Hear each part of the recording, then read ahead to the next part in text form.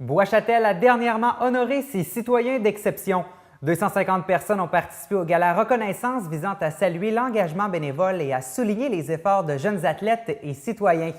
J'ai eu la chance de rencontrer la bénévole de l'année de la municipalité, Micheline Turcotte, qui nous parle de son engagement auprès de la communauté. Mais d'abord, faisons un retour sur l'événement avec Jeanne d'Arc Marcoux et Yves Germain.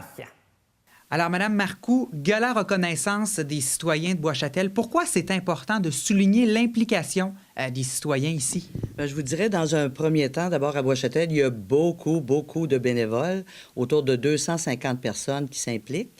Mais je voudrais souligner que la ville de Bois-Châtel, la municipalité, accepte aussi de reconnaître ces bénévoles parce qu'il faut mettre des sous. Parce que c'est la ville qui invite. Alors, nous, au comité organisateur, bien, on dispose d'un budget raisonnable. On s'en tient à notre budget aussi pour justement souligner toutes les personnes qui s'impliquent au niveau de... C'est pas croyable, dans tous les organismes, ça, le nombre de personnes qu'il y a. Alors, c'est très important pour nous de souligner leur participation. Et c'est quand même un beau problème parce qu'il y a beaucoup de gens à qui on doit souligner, en fait, leur implication, M. Germain. Oui, effectivement, parce qu'on sait très bien qu'une municipalité ne pourrait jamais offrir autant d'activités à sa population s'il n'y avait pas la participation et l'implication des nombreux bénévoles que l'on a. C'est pour ça qu'on tient à le souligner dans la présentation que l'on fait. On le rappelle aux gens, on dit pour nous, c'est important, cette soirée-là, parce que c'est le moment qu'on se donne dans l'année pour vous témoigner notre reconnaissance pour tout le travail, toutes les heures que vous acceptez de consacrer à vos concitoyens et concitoyennes.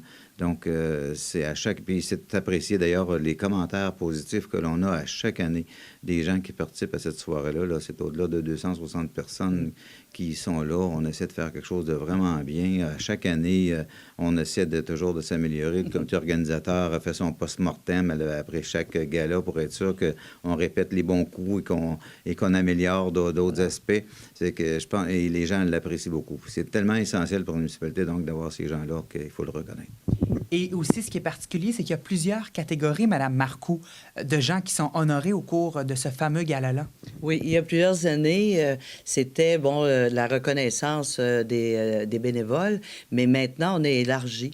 Au fil des années, il y a 8 ans, finalement, de changer la façon de faire. Donc, tu as la relève pour le sport, tu as les bâtisseurs.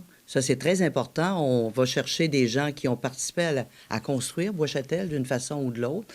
On a aussi, bien sûr, les bénévoles et on a aussi citoyens en santé. Alors, je voudrais faire un petit peu plus sur le citoyen en santé. Comme on habite Bois-Châtel, on voit de nombreuses personnes courir, marcher, se soucier de leur santé, de leur nourriture, tout ça. Et on a très peu de gens qui s'inscrivent. Alors, je voudrais lancer une petite invitation à vos concitoyens, vos voisins que vous voyez. Ben non, oui, c'est sûr, ils marchent à tous les jours.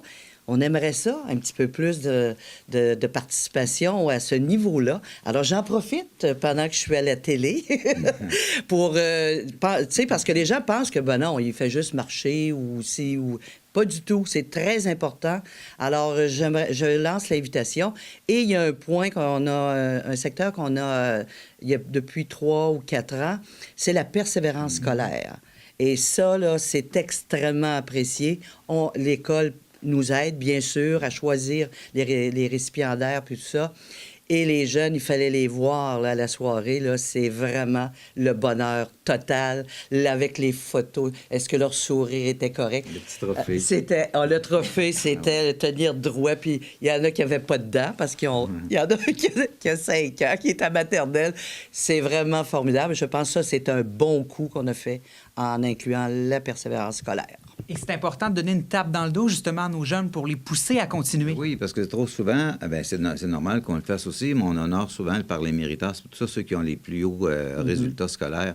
Là, c'est vraiment la persévérance scolaire. Donc, les professeurs ont, pour chacun des niveaux de la première à la 6e année, ont à fournir à la direction de l'école l'élève de leur classe qui, durant l'année, c'est le plus démarqué par ça, par son travail acharné et par ses succès grâce au travail, pas nécessairement les 98, mais ce qui compte, c'est qu'il s'est amélioré. Et ça, ces jeunes-là, puis les parents de ces jeunes-là, puis je dirais l'assistance en général, c'est vraiment... ça rejoint tout le monde et c'est grandement apprécié, mais c'est de voir le visage de ces jeunes-là qui reçoivent leur trophée puis les autres prix qu'on leur remet en même temps, mais aussi le texte qui est lu par la direction de l'école et écrit par les professeurs respectifs pour souligner à quel point ils méritent cet hommage-là. Ça, là, on a commencé ça, puis on ne le laissera pas parce que c'est vraiment les 6 niveaux du primaire, là, c'est adorable de les voir. Ce sont nos futurs bénévoles, finalement. Oui. Et parlant de bénévoles, on a en notre compagnie la bénévole de l'année ici du côté de Bois-Châtel, Madame Turcotte. Premièrement, qu'est-ce que ça fait d'avoir été honorée comme ça? On est très fiers. Et M. Germain parlait de la petite tape dans le dos pour les étudiants, mais je peux vous dire que c'est une belle tape dans le dos pour les bénévoles aussi. Parce que souvent, on est critiqué. On peut être critiqué parce que ça ne veut pas dire qu'on fait toujours ce que les gens désirent. Et cette nomination-là, d'être présentée, c'est une belle tape dans le dos qui nous fait du bien. Puis on se dit, je pensais laisser tomber, mais je vais continuer finalement.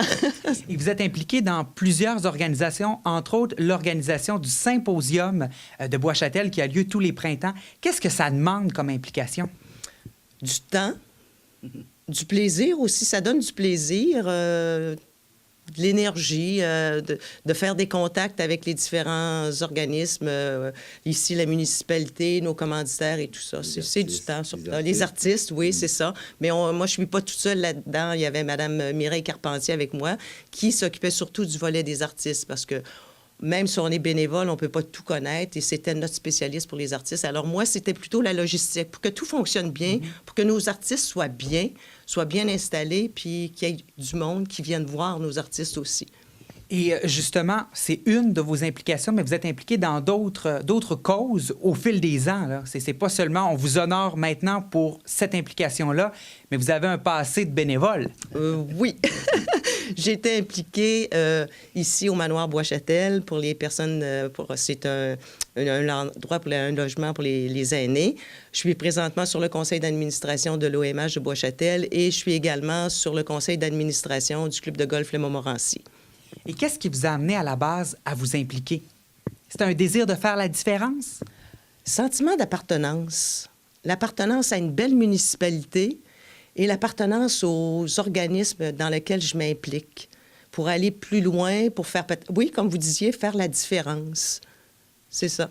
Et justement, est-ce que vous pensez que les bénévoles comme ça aident à bâtir des collectivités, que ce soit à Bois-Châtel, mais si on regarde un petit peu partout, est-ce que ça y contribue beaucoup? Oui.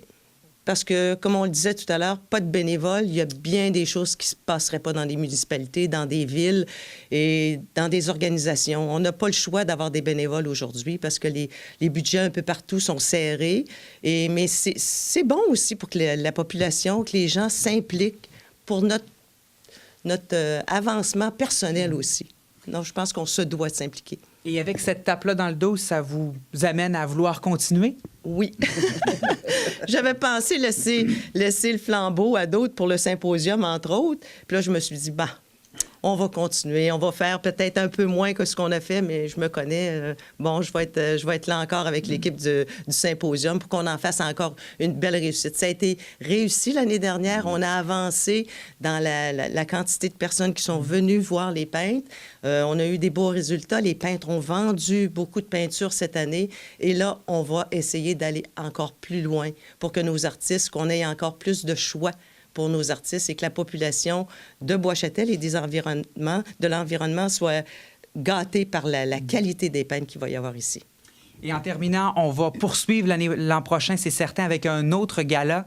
À quoi est-ce qu'on va reprendre des formules? On a fait un post-mortem. Qu'est-ce qui en ressort? Le post-mortem se fait mardi prochain.